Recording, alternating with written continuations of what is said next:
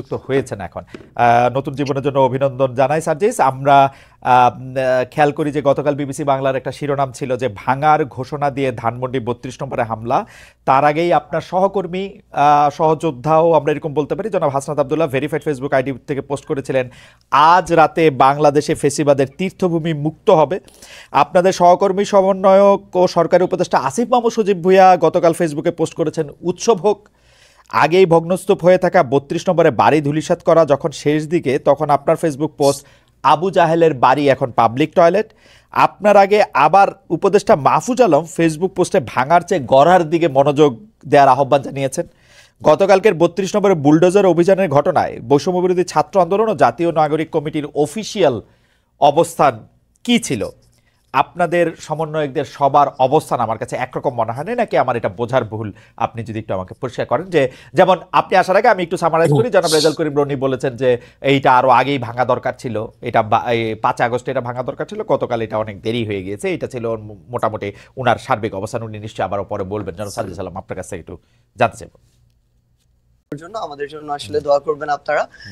আমি যদি বলি আমাদের জায়গা থেকে যে এক্ষেত্রে বৈষম্য বিরোধী ছাত্র আন্দোলন কিংবা জাতীয় নাগরিক কমিটি তাদের জায়গা থেকে যে স্পেসিফিক এই বিষয়ে একটা কোনো অফিসিয়াল স্টেটমেন্ট ছিল বা কোনো একটা অবস্থান ছিল, ব্যাপারটি এরকম ছিল না। ব্যাপারটি ছিল এই যে তীব্র একটা ক্ষোভ। ভাই যে কথাটি বলেছেন সেই জায়গায় আমি সম্পূর্ণ একমত।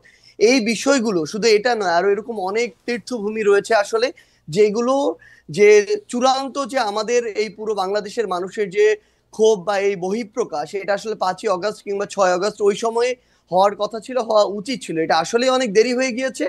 কিন্তু আমাদের জায়গা থেকে যদি আমরা বলি, গতকালকে আমরা যেটা দেখেছি, ঘটনাটা এই সময় এসে এভাবে হয়তো প্রত্যাশিত ছিল না, কিন্তু সবচেয়ে বড় কথা হচ্ছে এটা এক সময় না এক সময় প্রকাশিত হওয়ারই কথা ছিল। এবং এক্ষেত্রে সবচেয়ে বেশি আমার মনে হয় যে প্রভাবিত করেছে খুনি হাসিনা। যে প্রভাবিত তিনি ওই ১৫-১৬ জুলাই করেছিলেন ওই গণভবনে বসে প্রেস কনফারেন্স করে, সেই প্রভাবিত তিনি এখন করছেন ভারতে বসে।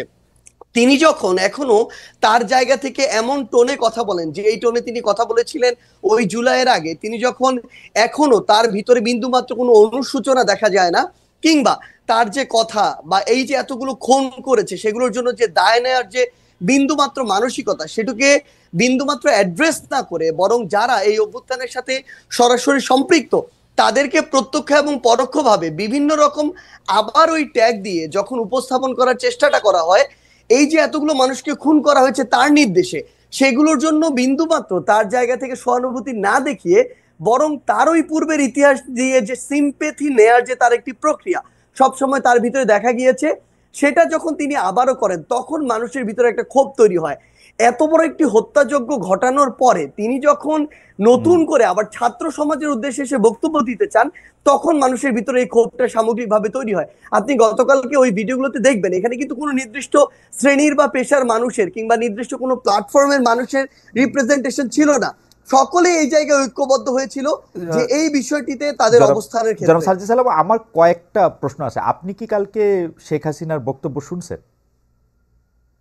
আমি তার বক্তব্যের আংশিক শুনেছি, যে আংশিক ক্লিপগুলো আমরা আমি একদমই একাডেমিক ইন্টারেস্টে জানতেছি কেন শুনছেন।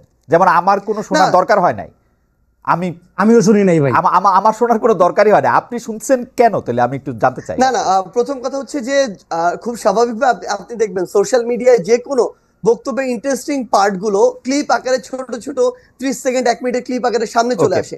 এরকম একটি ক্লিপ সামনে চলে এসেছিল, যেই জায়গায় ওই ক্লিপটি বিভিন্ন জায়গায় এসেছে, যেই ক্লিপটি আসলে এরকম করে রিপ্রেজেন্ট করছিল যে তিনি আবার ওই আগের আজকে থেকে 6-8 মাস আগে যেই কথাগুলো বলে তিনি 16 বছর কাটিয়েছিলেন, সেম সিম্প্যাথি নেওয়ার কথাগুলো তিনি আজকেও দাঁড়িয়ে বলছেন। এবং আপনার কাছে কি সিম্প্যাথি, মানে আপনি কি সিম্প্যাথি ওনার জন্য সিম্প্যাথি পাইছিলেন? আপনি মানে ওনার জন্য সিম্প্যাথি হয়েছিল ওনার বক্তব্য শুনে? ভাই সবচেয়ে বড় কথা হচ্ছে কি, মানে এই যে আমি কেন এই প্রশ্ন করতেছি, যে আমার কাছে মনে হয় গত 15 বছর ধরে শেখ হাসিনা বাংলাদেশ শাসন করছেন। এর মধ্যে গত 10 বছর ধরে, বিশেষ করে 2014 সালের পর থেকে উনি যতবার যত জায়গায় বক্তৃতা দিচ্ছেন সেটা জোর করেই দিচ্ছেন। জোর করে দিচ্ছেন বলতে তিনি যেন প্রধানমন্ত্রী বিটিভিতে ছিলেন, ইয়াতে ছিলেন, জোর করে দিচ্ছেন, আমাদের জোর করে শুনতে হয়েছে। এখন তো এটা আমাদের জোর করে শোনার বিষয় না।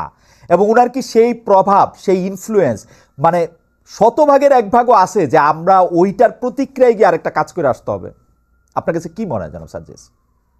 না দেখুন, সবচেয়ে বড় কথা হচ্ছে যে আমরা আমাদের জায়গা থেকে, মানে কেউ এটা ব্যক্তিগত জায়গা থেকে গিয়ে এই বিষয়টি করেছে এরকম না। মানুষ হয়তো বা মানুষের ভিতর আমার মনে হয় এখন এই বিষয়টি কাজ করছে হুম। যে আমাদের আসলে যেই কাজগুলো 5ই অগাস্ট বা ওই সময়টাতে করা দরকার ছিল, যেগুলো এখন আমাদের জায়গা থেকে বাকি রয়ে গিয়েছে, মানুষের এই ক্ষোভটা সামগ্রিকভাবে শুধুমাত্র ওই হাসিনা বক্তব্য দিচ্ছে এই জন্য তৈরি হচ্ছে, ব্যাপারটা এরকম না।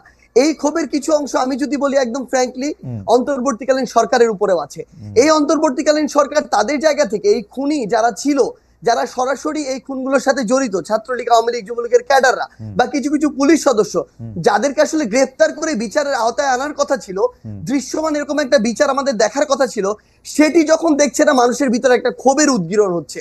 যখন দেখছে ছাত্রলীগ, যুবলীগ, আওয়ামী লীগের ওই ওই সদস্যরাই বিভিন্ন ভাবে বিভিন্ন দলের সাথে এখন যুক্ত হচ্ছে এবং আশ্রয় প্রশ্রয়ে তাদের চোখের সামনে দিয়ে হাঁটছে, তখন এই মানুষগুলোর ভিতরে আরেকটা ক্ষোভ তৈরি হচ্ছে।